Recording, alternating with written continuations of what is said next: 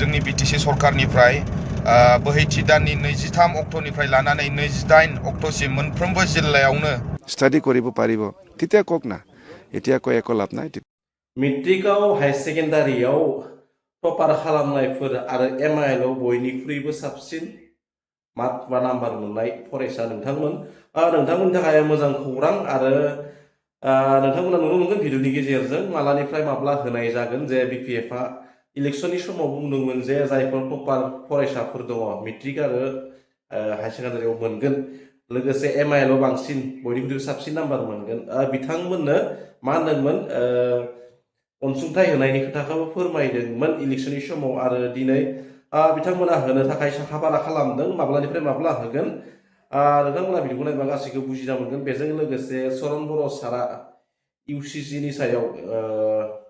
uniform civil क'डनि सायाव गोबां खोथा बुंदों आरो मा खोथा बुंदों भिडिअनि गेजेरजों दिन्थिनो नाजागोन जोबनायाव बेनि सिगांनो बिसमुरि खाथि जानांगौ बाथाबारि क'क्राझार डिस्ट्रिक्टनि बेयाव मैयायो बयलार गारि मोनसे लांख्रांदोंमोन बा उल्थायदोंमोन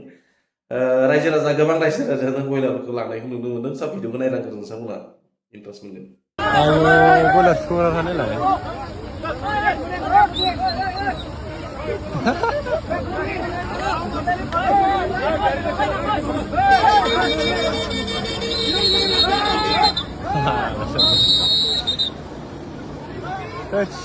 lama gitu activity खालामनाय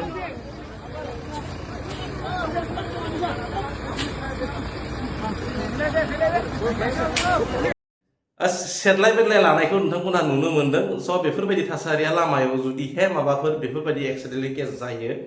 बयलारनिल' खोथा नङा गुबुन माब्लाबा कल्ड ड्रिंक्स आलु पियाज बेफोरबायदिबो जायो दा बेफोरबायदि थासारियाव रायजो राजाया लांखागोन जुदिहाय रायजो राजानि मेगनाव नोजोराव गोलैदोंब्ला नाथाय बेफोरबायदि खालामनाया आयेननि बेरेखाबो स' जियानो जाया मानो बेफोरबायदि थासारिया समाजनि गेजेराव बुजि मोननायबो मोनिबो सुबुं थायो बेनिखायनो बेफोरबायदि थासारिया मालाबा जायो इदिना प्रथम केबिनेटत आमितो इउसिसि आनिम বুলি সিদ্ধান্ত ললো এতিয়া কচৰা কমপ্লিট হোৱা নাই এতিয়াও জাস্ট ৰাবলি হৈছে তো আমাৰ 26 তাৰিখত আহিব এতিয়া ইয়াত বিৰোধিতা কৰাৰ কোনো প্ৰয়োজন নাই ডিটেইলছত দেখাই নাই কোনেও আমিও ডিটেইলছত দেখা নাই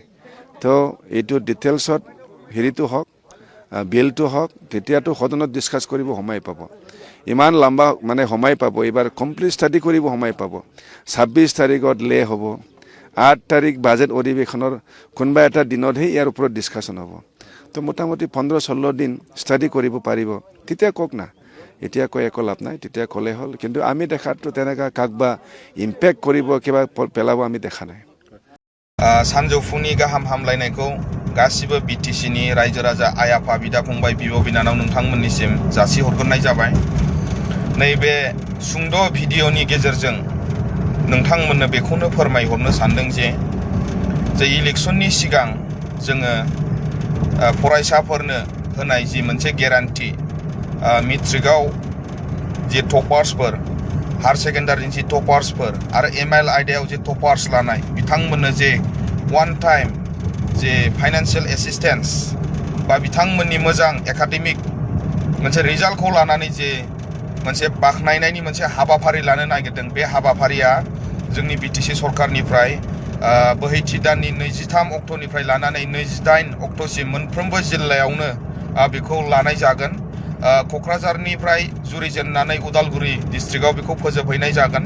दा साबायखर बावहरदों बे समाव हाग्रामा महिलारि सारखौ जे फरायसाफोरनि बेफोरबायदि रादायखौ जे नोंथाङा मोगथां समाव जाफुंसार होबाय रायजो राजाफोरा अरायबो बेखौनो लुबैयो जोङो पार्टी हिसाबैबो जेब्लायबो रायजो राजाफोरजों दङ जोङो फरायसाफोरजों दङ फरायनायखौ सिगां फारसे लांनांगौनि जि मोनसे सार्थ बेयाव जोंनि बिपिएफ सरकारा खामानिखौ मावलांगोन आरो फैबाय थानाय समफोराव सुजुग सुबिदाफोरखौ नायनानै बेल' नङा माखासे समाव जोङो फरायसा फरायसुलिफोरनि थाखाय जेसेबांखिनि नांगौ रोखोमनि जे अनसुंथाइ बेखौ बिटिसि सरकारनिफ्राय होगोन होननानै आं दिनै फोरमायनानै होनाय जाबाय गोजोन्थों